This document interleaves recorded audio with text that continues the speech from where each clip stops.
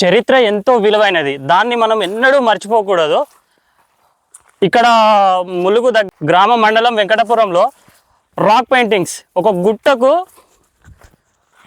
ఆదిమానవుల నాటి పెయింటింగ్స్ ఉన్నాయని తెలిసింది. మా టీం మెంబర్స్, మా డిస్కవరీ టీం మెంబర్స్ అందరం కలిసి వాటిని ఎక్స్ప్లోర్ చేయడానికి వెళ్తున్నాము. ఒక అడవిలో ఉన్నాం.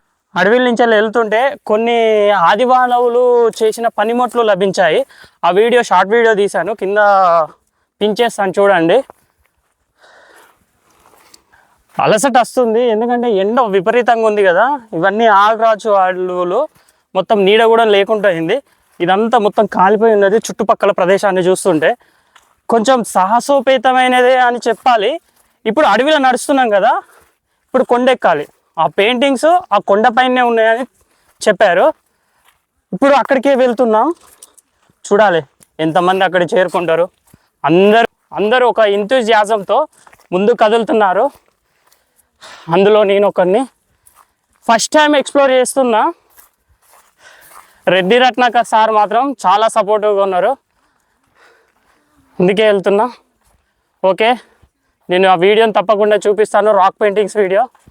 Thank you so much.